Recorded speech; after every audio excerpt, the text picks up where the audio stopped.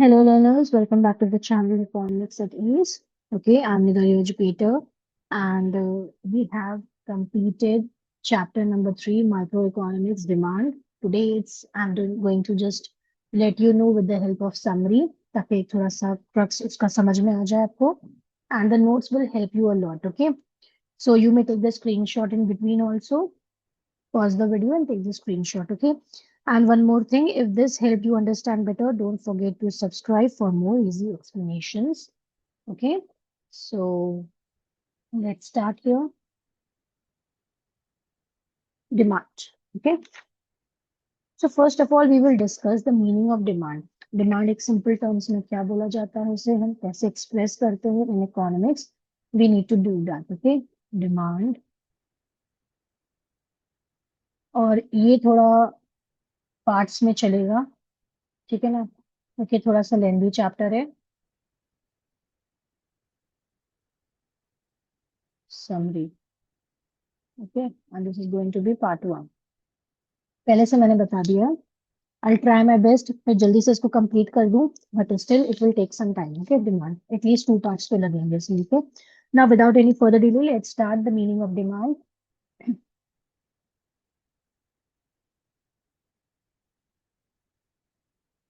Meaning of demand. Demand का मतलब क्या होता है? That is the quantity of a commodity that a consumer is willing and able to buy. Okay, तो क्या होती है? पहले हम इस पे खाली मैं आपको कीवर्ड्स बता रही हूँ. Quantity of a commodity or a product that a consumer is willing, okay, and able to buy at each possible price, at each possible price during a given period of time. ठीक है, तो अब मैं इसका crux में बस बता रही हूँ. मीनिंग ऑफ डिमांड अगर आप पूछा जाएगा, you will say this. Quantity of a commodity, एक कमोडिटी की कोई क्वांटिटी है जो कि एक कंज्यूमर खरीदने को तैयार है. He is willing and he has the ability to pay for it also. उसकी जेब में भी उतना पैसा है कि उसको वो खरीद पाए. पॉसिबल प्राइजेस, अगर उसके प्राइजेस थोड़े से ऊपर नीचे भी होते हैं, but he is willing and he has the ability to pay for it, okay, during a given period of time, एक टाइम पीरियड पे, okay. So this is the meaning of demand. I hope you understand it, okay. ना demand कैसे हो सकती है? Demand दो तरह की हो सकती है. Demand can be of two types. This one is individual demand,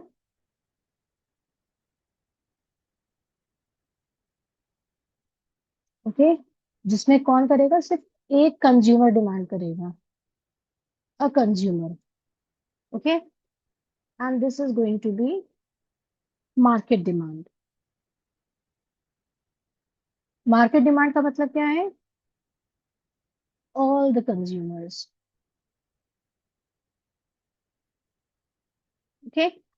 so when you can say here, that is, it refers to the quantity of a commodity, okay, that a consumer is willing and able to buy, okay, at each possible. वही definition देखिए meaning of demand का और individual demand का same definition रहेगा.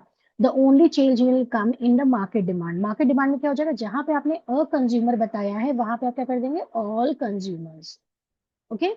All consumers willing and able to buy at each possible price during a given period of time.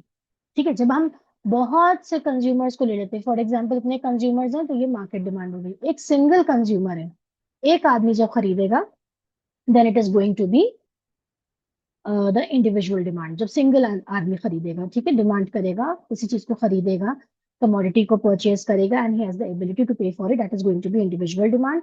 When so many people are ready to purchase a commodity and they have the capacity or ability to pay for it at each possible price during a given period of time, that is going to be a market demand, okay. I hope ये आपको समझ में आया होगा.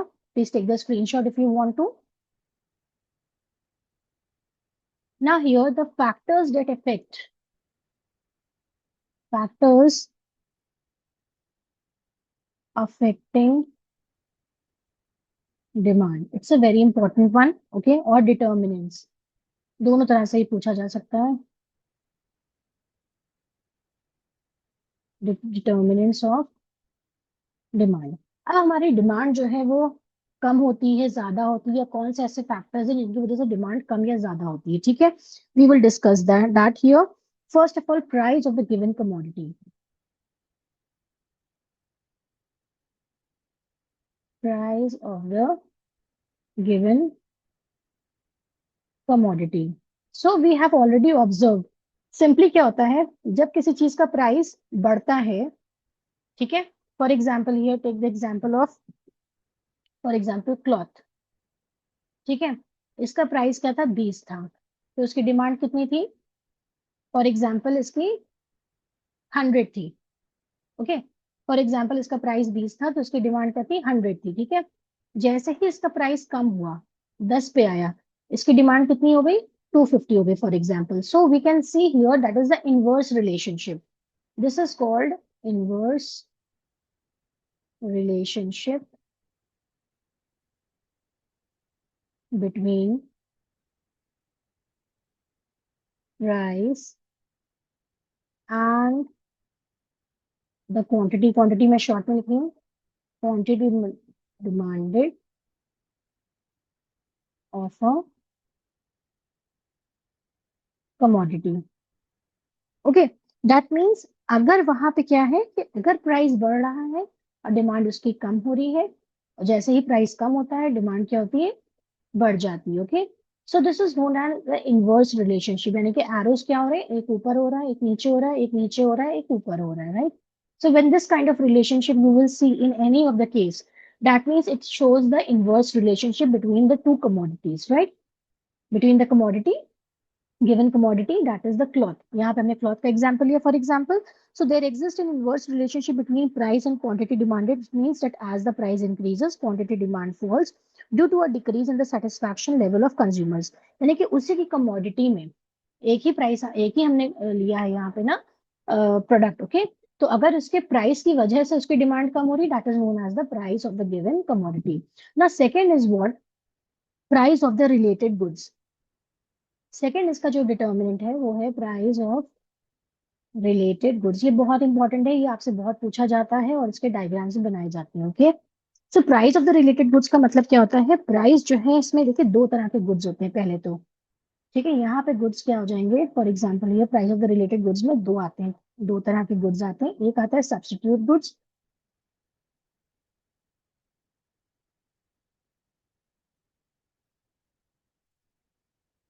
Okay, एक आता है complementary goods. These are very important. Okay, बहुत पूछा जाता है इनके diagrams and examples. Okay, substitute goods क्या होते हैं, that can be used in place of one another.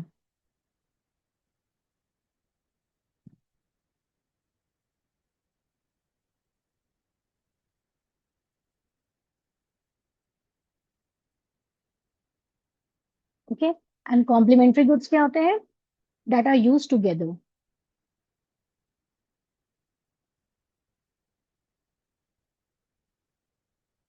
Okay, complementary goods क्या होते हैं, that are use together.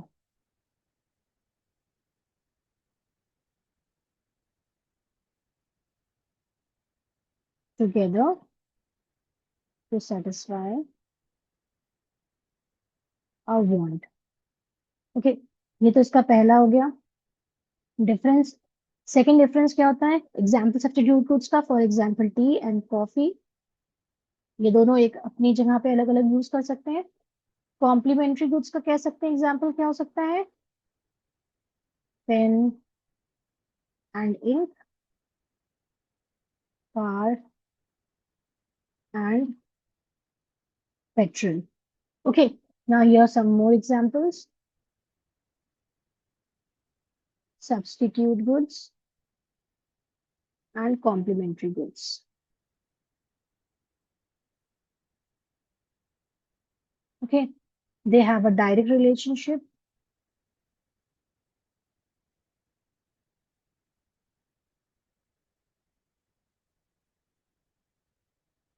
Okay. Substitute goods have what? That is a direct relation, and complementary have inverse relationship.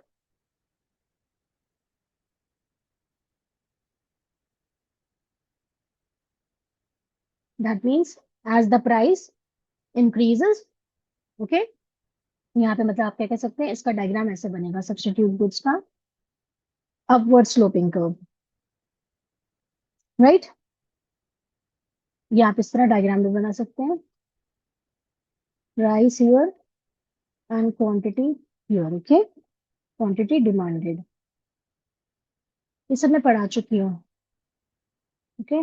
Difference between ऐसे बना सकते हैं, और complementary good का inverse है, that means downward sloping curve, okay. Here you have the DD curve and here you have the DD curve. Got it here? Please take the screenshot. पहला difference होगा meaning, that is they can be used in place of one another. अगर T के price बढ़ जाएंगे तो आप coffee पे switch कर देंगे, ठीक है ना। तो इसका क्या होता है, डायरेक्ट रिलेशनशिप होता है। और सब्स्टिट्यूट गुड्स का हमेशा जो आपका डायग्राम बनेगा सब्स्टिट्यूट गुड्स का, वो अपवर्ड स्लोपिंग कर्व होगा, ओके, क्योंकि सेम एरोस चल रहे हैं इसमें। कॉम्प्लीमेंट्री गुड्स में क्या होता है, complementary goods are use together to satisfy a want. For example pen and ink है, कार एंड पेट्रोल है, ओके। एंड यहाँ पे क्या होता है, इनवर्स रिलेशनशिप होती है कि जैसे एक का जब प्राइस आपका बढ़ेगा तो क्या होगा, उसका असर जो है दूसरे पे भी पड़ेगा, राइट, तो उसकी डिमांड कम हो जाएगी। That is the inverse relationship जो हमने यहाँ पे पढ़ा है, okay. Please take the screenshot. Now the third point here जो डिटर्मिनेंट्स में आपका था, that was income, income of the consumer, okay. Income से क्या फर्क पड़ता है डिमांड पे। So income of the consumer पे भी आपका आती है दो चीजें, income of the consumer, income of the consumer में भी आती है दो चीजें, normal good and inferior good.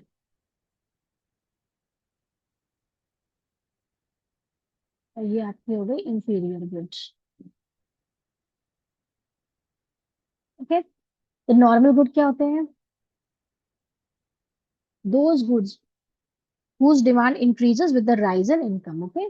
तो ये पहला इसका पॉइंट है, those goods whose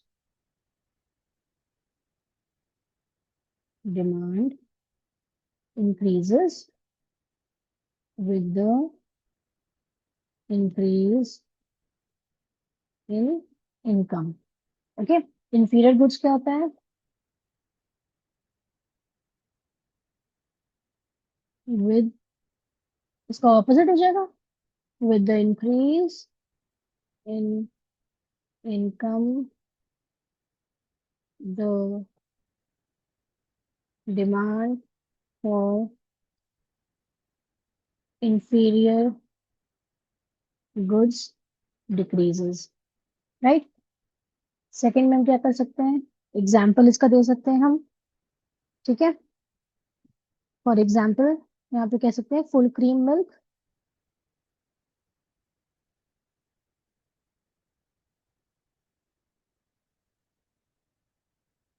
and toned milk, okay. इसका एग्जाम्पल क्या हो सकता है, आप कर सकते हैं इंफीरियर गुड में, फॉर एग्जाम्पल आप इसमें ले सकते हैं coarse grain, okay.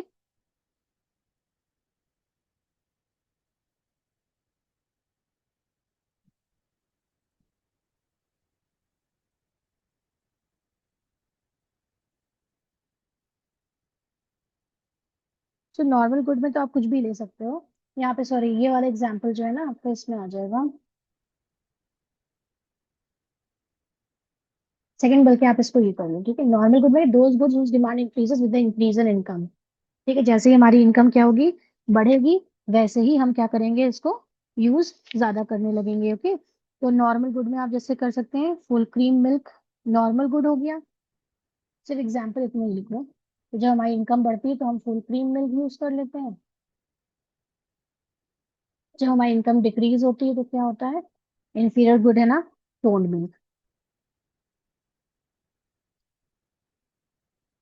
Okay. Then third आप क्या कर सकते हैं इसमें इसका डायरेक्ट रिलेशनशिप होता है, जैसे इनकम बढ़ती है वैसे ही इसकी डिमांड भी बढ़ती है, डायरेक्ट रिलेशनशिप। और इसमें क्या होगी फोर्थ वाले में आपकी, this is third, sorry, third इसका डिफरेंस हो जाएगा inverse relationship.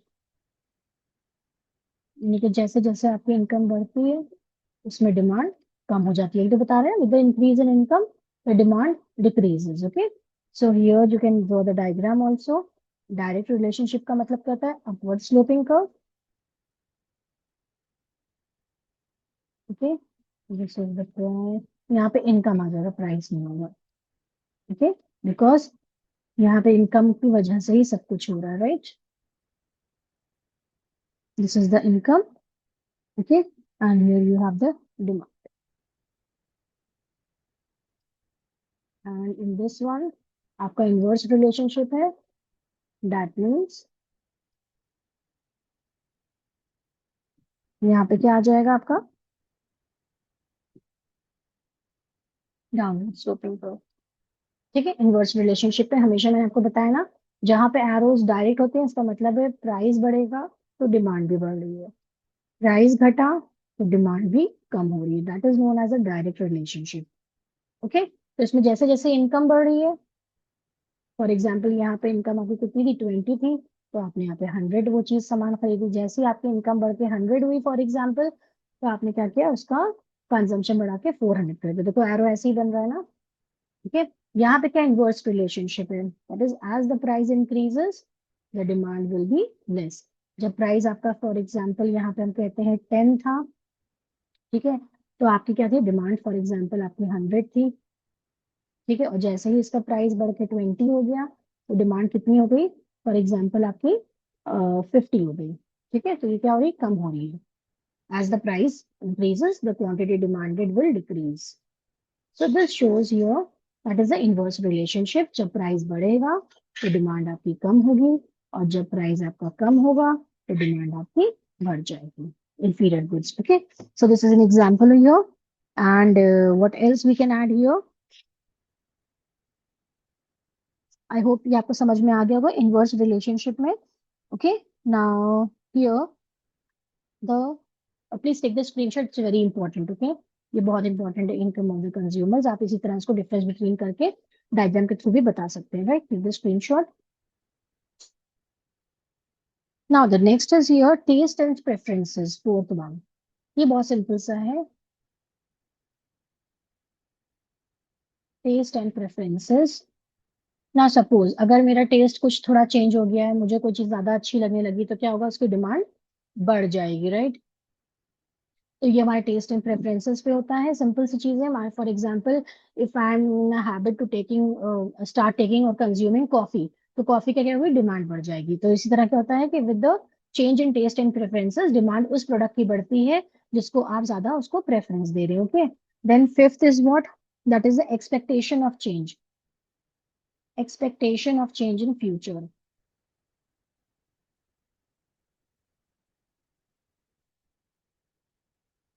Change in price in future. अच्छा, एक सिंपल सा आप ये चीज बताएं कि अगर आपको पता चल जाए कि पेट्रोल के 2 दिन के बाद प्राइस बढ़ना है, तो क्या होगा, उसकी डिमांड बढ़ जाएगी ना। अगर हमें पता चल जाए कि प्राइस उसके बढ़ना है तो हमारी डिमांड भी बढ़ जाएगी, राइट। क्योंकि प्राइस उसके हम सुन लिया ना हमने, फ्यूचर में उसके और बढ़ने हैं, तो हम डिमांड अभी जो है ज्यादा उसकी बढ़ा देंगे। और अगर हमें पता चल जाए कि उसके प्राइस जो है क्या हो जाएंगे, कम हो जाएंगे, तो हम उसको वेट करके हम उसकी डिमांड भी रुक के करेंगे। ठीक है, so expectation of change in price, अगर प्राइस फ्यूचर में हमें बढ़ते हुए समझ में आ रहे हैं तो हम उसकी डिमांड अभी बहुत ज्यादा कर लेंगे, हम पहले से तो खरीद लेंगे। और इसका जस्ट ऑपोजिट हम करेंगे उस सिचुएशन में जब हमें पता है कि प्राइस इसके और कम होंगे, सेल लगने वाली, तो हम क्या करेंगे, डिमांड उसकी उसी वक्त करेंगे जब उसकी सेल लगेगी, तो अभी की डिमांड क्या होगी, कम हो जाएगी। Okay, so if the price of a certain commodity is expected to increase in the near future, then people will buy more of the commodity than what they normally buy। Okay, so for example, if the price of petrol is expected to rise in future, its present demand will increase। ये present demand के ऊपर है, right। ये present demand है आपकी। अगर हमें पता चल गया कि इसके प्राइस हाइक करेंगे, then we will do this। Okay, now change in quantity demanded versus change in demand, इसका मतलब क्या होता है, change in quantity demanded difference between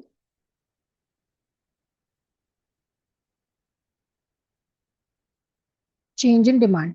When quantity demanded refers to a specific quantity to be purchased against a specific price of the commodity. Whenever demand for a given commodity changes due to change in its own price, जब वो अपने ही price की वजह से, price of the given commodity की वजह से change होती है, अपने ही प्राइस की वजह से जब डिमांड चेंज होती है, ठीक, तो क्या हो जाएगा, ये का चेंज इन क्वांटिटी डिमांडेड। जब यहाँ पे अलग डिटर्मिनेंट्स आ जाते हैं, मैंने आपको 5 बताए ना, उसमें से फर्स्ट वाला स्किप करके जहाँ पे आगे आ गया आपका, आ गया price of the related goods, जब इनकी वजह से की डिमांड चेंज होती है, price of related goods. Okay, ये सेकंड मैं इसलिए लिख रही हूँ तो क्या आपको पता चले कि फर्स्ट वाला इधर आ गया है। Okay, price of the given commodity यहाँ पे लिख देंगे, चेंज इन क्वांटिटी डिमांडेड, और चेंज इन डिमांड में मतलब है प्राइस ऑफ रिलेटेड गुड्स है आपका। फिर कौन सा था नेक्स्ट इसका, income of the consumer, then taste and preferences, okay, and expectation of future value, expectation of future change in price.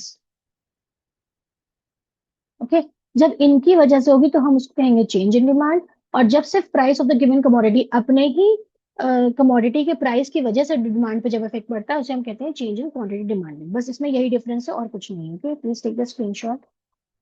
Now the next is your determinants of market demand. अब मैंने आपको बताया था ना कि इंडिविजुअल दो तरह की डिमांड होती है, एक होती है आपकी इंडिविजुअल डिमांड, एक मार्केट डिमांड। जब इंडिविजुअल में हम क्या पढ़ते हैं, सिर्फ एक के बारे में, that is the single consumer. Okay, और आपकी मार्केट डिमांड क्या होती है, that is when we study about the all the consumers, जितने भी कंज्यूमर्स हैं आपके, जब उनके बारे में हम पढ़ते हैं, that is known as the market demand. Okay, तो मार्केट डिमांड भी इन्फ्लुएंस होती है, जो ये सब चीजें हैं वो तो होंगी, उसके अलावा क्या होगा, मार्केट डिमांड के डिटर्मिनेंट्स क्या हो जाएंगे, उसमें हम ये और ऐड कर देते हैं। ओके, हमने कितने इसमें पढ़े थे, दैट इज 5 हमने बताए थे। ठीक है, डिटर्मिनेंट्स ऑफ मार्केट डिमांड में क्या होता है, अगर देखिए साइज मार्केट का बड़ा होगा तो डिमांड ज्यादा होगी, या अगर पॉपुलेशन आपकी बहुत ज्यादा है कहीं की, तो वहां की भी डिमांड बहुत ज्यादा होगी, composition of population.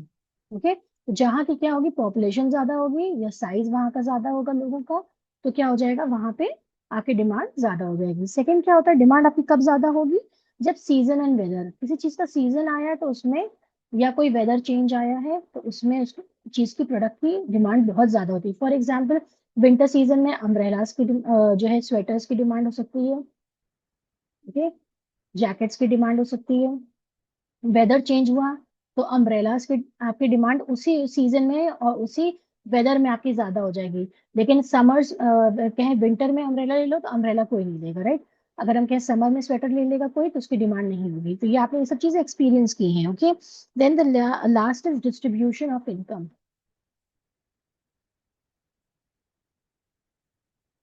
Distribution of income का मतलब क्या है, अगर इक्वली डिस्ट्रीब्यूट होगी इनकम, सबके पास पैसा बराबर से इक्वली डिस्ट्रीब्यूट होगा, तो क्या होगी आपकी, इक्वल डिस्ट्रीब्यूशन होगा इनकम का, then demand will be more.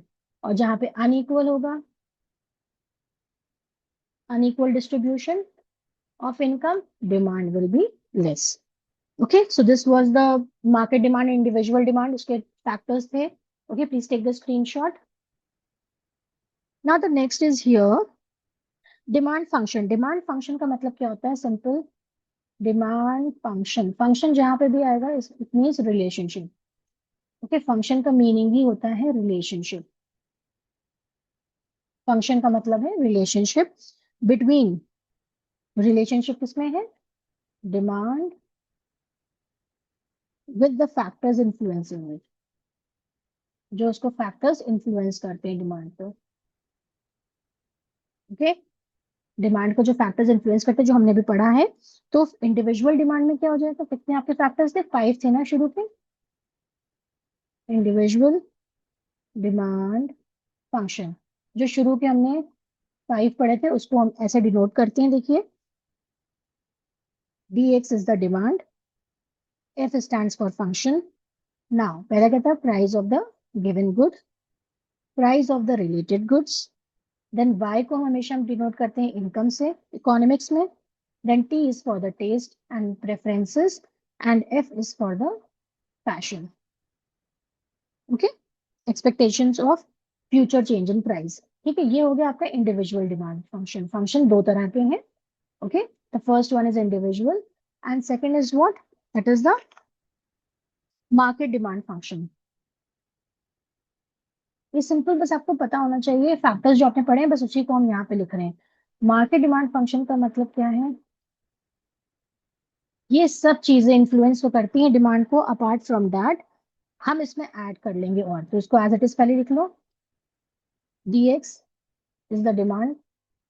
Okay, market demand of a commodity x is equals to, f stands for the function. Okay, functional relationship between किसमें है, price of the related goods, price of the given goods, price of the given good, that is x, and price of the related goods, then income, taste and preferences, future expectations. और उसके साथ हमने क्या आखिर में पढ़ा था, that is the size and composition of population. Okay, and then that is the season and weather, अभी मैंने पढ़ा है. Okay, हमने अभी भी पढ़ा है. And last is distribution of income.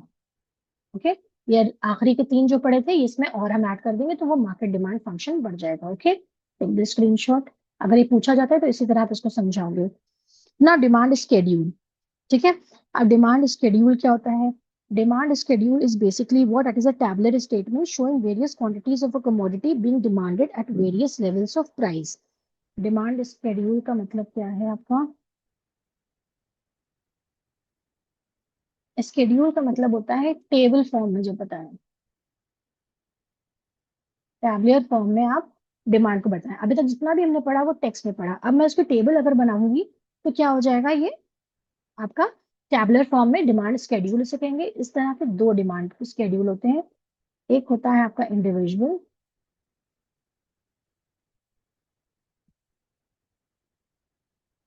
तो सब में इंडिविजुअल और मार्केट चल रहा है. ठीक है, और दूसरा होता है आपका दैट इज मार्केट.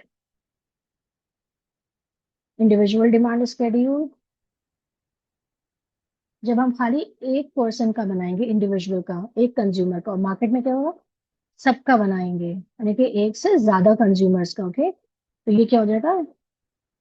अच्छा, टेबल कैसा होगा, फॉर एग्जाम्पल मैंने कहा ये प्राइस है और ये डिमांड है, ये एक इंडिविजुअल पर्सन की है, राइट.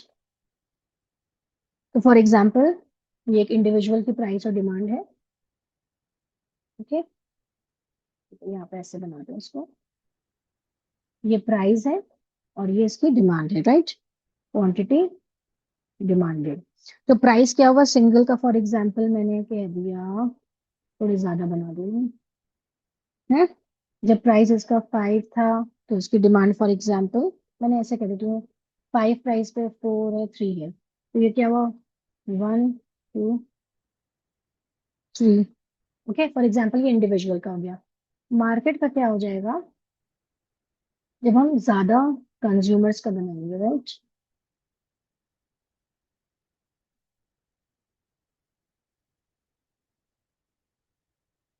ये क्वांटिटी डिमांडेड यहाँ पे आ जाएगा, ये प्राइस आ गया, यहाँ पे फॉर एग्जाम्पल एक्स है और यहाँ पे मान लीजिए ए है कंज्यूमर. ठीक है, एक्स है इंडिविजुअल कंज्यूमर और ए है. अब हम देखते हैं इसमें क्या होता है. फॉर एग्जाम्पल हमारा प्राइस 5 था, 4 था, 3 था. ठीक है, अब डिमांड क्या हुई इसकी, एक्स ने 5 जब प्राइस था तो 1 करी, फिर 2 करी, फिर 3 करी. फॉर एग्जाम्पल इसने 2 करी, 4 करी, 5 करी. Okay, now what we will do, we will add these things. 1 plus 2 equals to 3, 2 plus 4 equals to 6, 3 plus 5 equals to 8.